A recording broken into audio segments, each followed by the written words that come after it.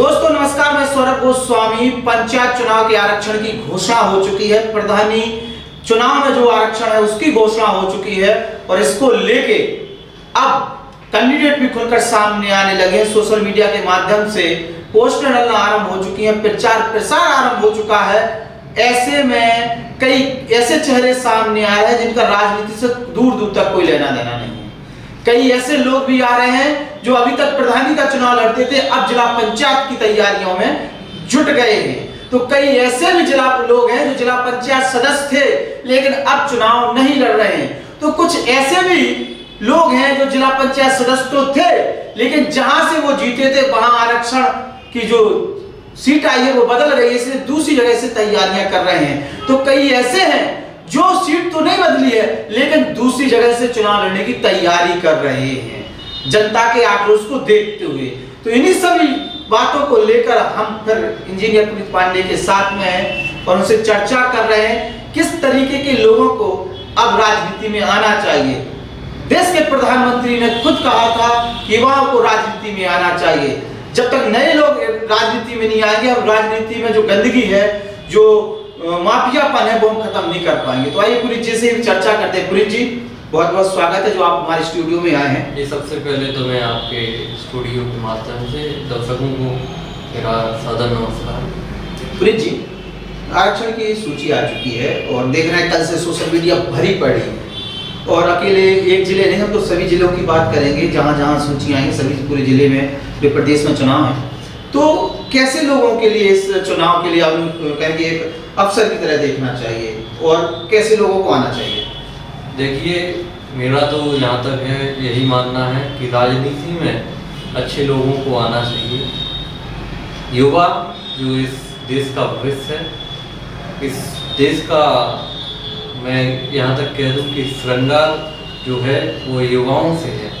अगर युवा राजनीति में आना चाहें तो पंचायत चुनाव के माध्यम से वो आ सकते हैं, अपने को साबित भी कर सकते हैं। और युवाओं को ये पंचायत चुनाव काफ़ी अवसर के रूप में रहता है, अपनी प्रतिभाओं का वो अपने जो समर्थन का है लोगों के, उसका प्रदर्शन कर सकते हैं इस चुनाव के माध्यम से। और ऐसे प्रत्याशी जो अपने क्षेत्र का विकास करना चाहते हैं, जो अपने लोगों के लिए कुछ करना चाहते हैं, जो अपने गांव की अगर गांव में सड़कें नहीं हैं उनका बनवाना चाहते हैं, या गांव में कनेक्टिविटी उतनी नहीं है, चिकित्सा की सुविधाएं नहीं हैं, या फिर और भी कई शिक्षा की के लिए विद्यालय नहीं है, तो इन सब समस्याओं को लेके प्रत्याशी आए और अपना विजन सेट करके आए कि हमें ये कार्य करना है और इस कार्य करने के लिए हम चुनाव के माध्यम से हम प्रतिनिधि बन के जनता का कार्य कराएंगे। ऐसे युवाओं को और ऐसे उम्मीदवारों को आगे आना चाहिए। पुनीत जी, जो लोग जीत जाते हैं उसके बाद लगता है, देखते हैं कि वो जनता के बीच में ही नहीं जाते हैं, उनके लिए कोई काम ही नहीं करते। वोट मांगते समय तमाम वादे किए जाते हैं, कई कई दावे किए जाते हैं और जीतने के बाद फिर वो आते नहीं है और उनके क्षेत्र में जाओ तो कोई विकास कार्य भी नहीं दिखता। जनता कहती जीत के आए नहीं, जीत के आए नहीं हमारे पास। तो ऐसे लोगों को क्या कहेंगे? देखिए, बिल्कुल आपने सही कहा है। कई बार देखने को यह मिलता है कि प्रत्याशी जीतने के बाद अपने भोग विलासिता में व्यस्त हो जाता है। ऐसे लोग अवसरवादी लोग होते हैं, इनके लिए तो जनता अगले चुनाव में सबक तो सिखाई देती है, लेकिन जनता से पुनः आपके माध्यम से मैं ऐसा आग्रह करना चाहता हूँ कि चुनाव में पैसे पर ना जाए, किसी भी प्रकार के प्रलोभन में ना जाए और योग्य और ऐसा कैंडिडेट चुने जो आपके गांव, आपके ब्लॉक, आपके कस्बे का विकास कर सके। ऐसे प्रत्याशी को आप लोग चुनिए और उनका समर्थन ज़्यादा से ज़्यादा। आज वक्त आ गया है उन लोगों को सबक सिखाने का जो अवसरवादी होते हैं, समय देख के कहीं इधर कहीं उधर, ज्यादा उनका विरोध हुआ तो दूसरी सीट से लड़ जाएंगे। ऐसे लोगों को राजनीति से हटाने की आवश्यकता है। ऐसे लोगों को जनता कतई न जिताए, इस प्रकार का काम करने की आवश्यकता है। क्योंकि जब तक आप राजनीति से गंदगी को नहीं हटाएंगे, राजनीति से ऐसे माफियाओं को नहीं हटाएंगे, राजनीति से ऐसे अवसरवादियों को नहीं हटाएंगे, आप अपने क्षेत्र का विकास नहीं कर सकते हैं। मैं देख रहा हूं गांव गांव जाके चौपालों के माध्यम से देख रहा हूं बहुत अनियमितता है।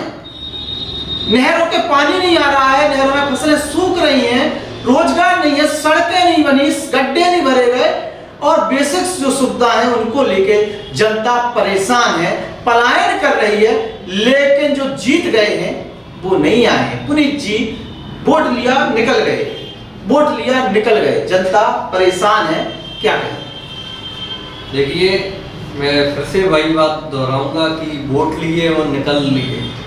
जनता तो इतनी समझदार रहती है कि वो आने वाले चुनाव में सबक सिखाने का काम तो करती है, मूड बना लेते हो, देख लेते हो।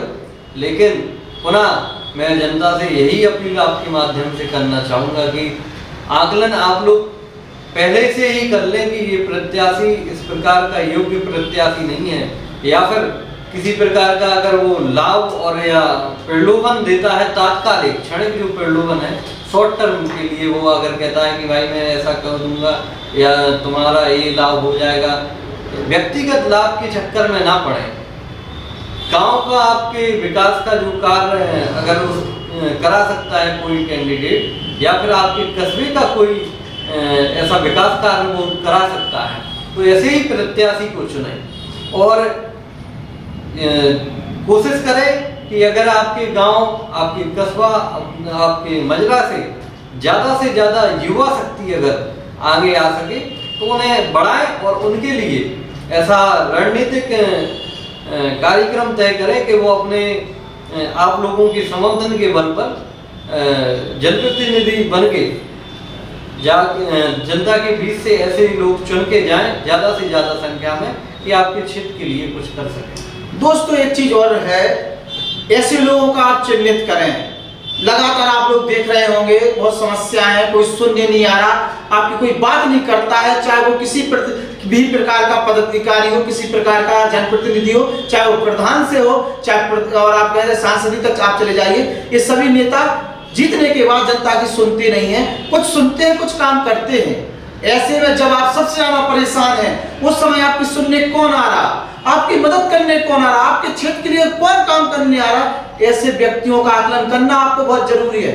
ऐसे लोगों को छांटना बहुत जरूरी है और ऐसे लोगों की मदद करना बहुत जरूरी है और इन्हें ही आप जिताइए ताकि वो आपके लिए कुछ कर सकें। और अवसरवादियों के लिए कतई जगह बिल्कुल ना दीजिए। जब तक हम और आप इस चीज पर काम नहीं करेंगे, राजनीति से गंदगी जाने वाली नहीं है। आपने देखा होगा पिछले 5 सालों में किस तरीके से ग्राम प्रधानी पर भ्रष्टाचार मचा है। वो प्रधान जो टूटी साइकिलों से घूमते थे, वो स्कॉर्पियो फॉर्च्यूनर से घूम रहे हैं। कई प्रधान ऐसे हैं जो आप जीत तो गए लेकिन अपने प्रधानी क्षेत्र में ही अब रहते नहीं है, आपके नजदीकी शहरों में शिफ्ट हो गए हैं। तो इन लोगों की समस्या से क्या लेना देना।